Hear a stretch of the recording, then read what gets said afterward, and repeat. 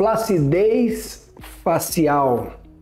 Por que que o endolaser é a melhor opção? Eu vou te explicar nesse vídeo. Para você que está incomodado ou incomodada com o peso do rosto, o bulldog, flacidez de papada, aquela pele sobrando, talvez um bigode chinês mais marcado, mas você não quer resolver isso com um preenchedor, um rosto mais cansado, aquela sensação de derretimento.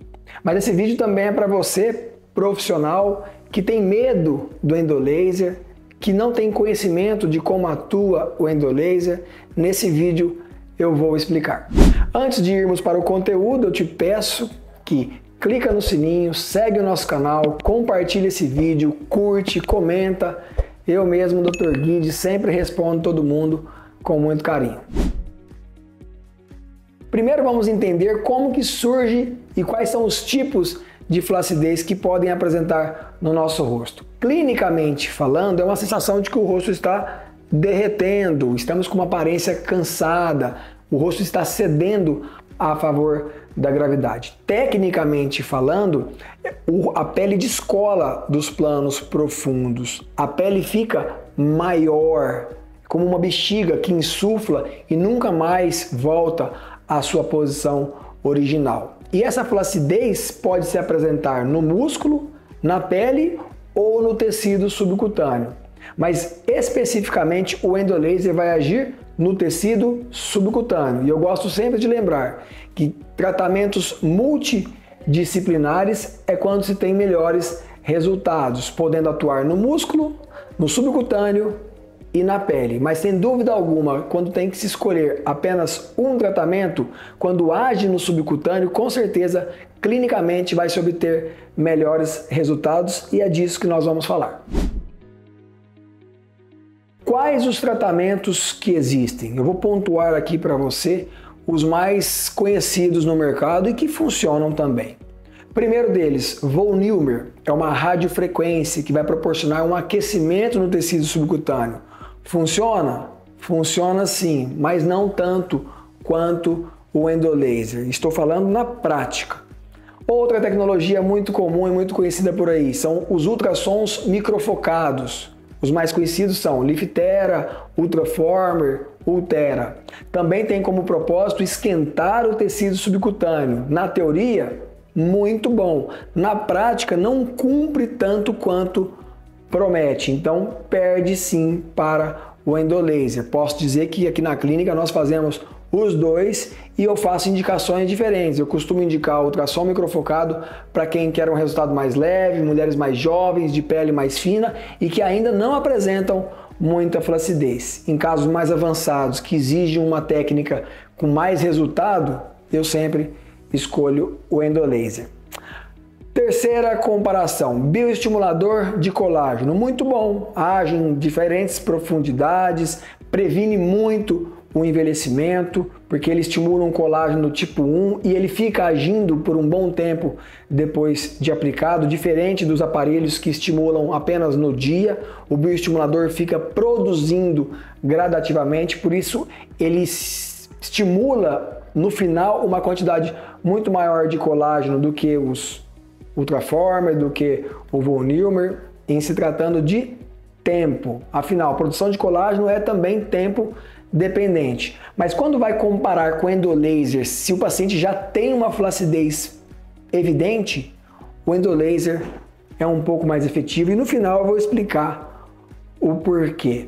Outras tecnologias são fios de tração. Na prática, são bons na primeira vez que se faz o fio de tração, porque quando você vai repeti-los depois de 1 ano, 2, o fio anterior está lá ainda, vai criando-se um novelo de fibras por debaixo da pele, dificultando a passagem de novos fios e com certeza o paciente desiste no meio do caminho. Quando se utiliza fios lisos de PDO apenas para produzir colágeno, na prática é melhor o bioestimulador, inclusive muito mais fácil de realizar e às vezes até mais econômico. Outro procedimento muito conhecido, muito utilizado mais pelos cirurgiões plásticos, é o Face Tight, é uma radiofrequência subcutânea. Acho muito bom, muito seguro mas quando comparado com um profissional que sabe executar um bom endolaser, ainda assim eu fico com endolaser. Para terminar então, por que, Dr. Guide, você gosta tanto do endolaser? Eu expliquei para vocês os tipos de tecnologias que tem no mercado e os tipos de colágeno. As primeiras tecnologias, Lifterra, Ulthera, Ultraformer, FaceTite, Von-Neumer, geram aquecimentos mais leves. Então eles estimulam um colágeno tipo 1. Porque até uma certa temperatura, 43 graus Celsius, ali até 45, você está apenas estimulando uma célula chamada fibroblasto a produzir fibras elásticas, no caso, o colágeno, que é o colágeno tipo 1. Depois de um certo tempo, você tem que estimular de novo, e de novo, e de novo. Tá? Já o endolaser, ele produz um colágeno do tipo 1, mas ele também, em intensidades maiores, você consegue produzir um colágeno do tipo 3.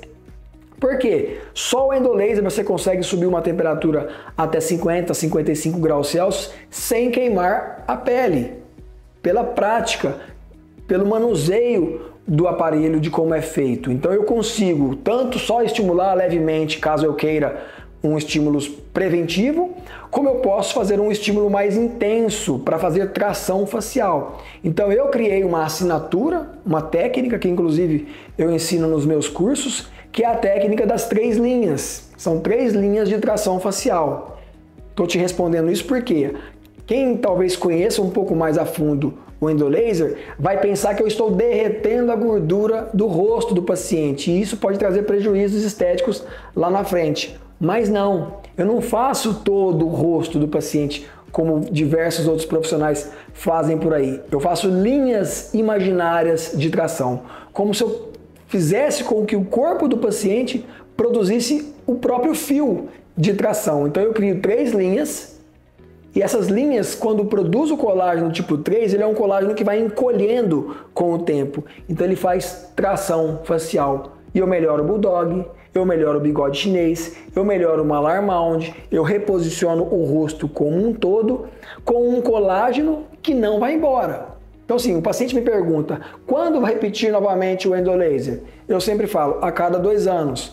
Mas não quer dizer que o colágeno que eu produzi foi embora. Acontece que nós continuamos envelhecendo e o relógio não para ninguém. Mas o resultado, muitas vezes, é para sempre sim. Acontece que na medicina e no amor, nem nunca e nem sempre. Então nós não podemos fazer promessas desse tipo. Mas para você, caso você seja um profissional da saúde, saiba que, na minha opinião e na nossa prática, esse é o procedimento mais duradouro que existe. Melhor que bioestimulador, que Von-Neumer, que FaceTite, que todos os ultrassons microfocados. Mas existem riscos e todos devem saber.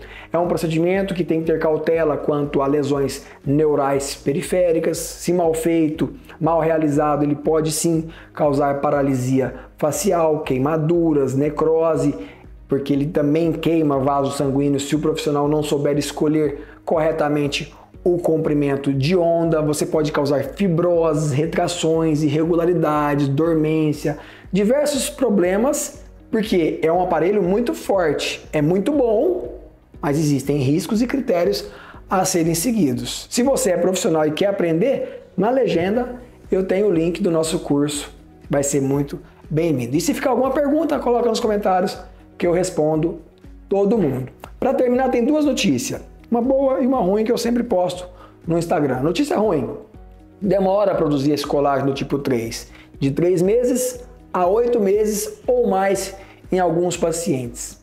Notícia boa é que ele produz em qualquer faixa etária, diferente dos outros, diferente do bioestimulador, de todas as outras tecnologias. Mulheres acima de 50 anos, 55, não produz tanto colágeno quanto mulheres mais jovens. Colágeno tipo 1, é isso que sempre falam. Já o colágeno tipo 3 produz em qualquer idade, porque é um colágeno traumático, é o mesmo de queimadura.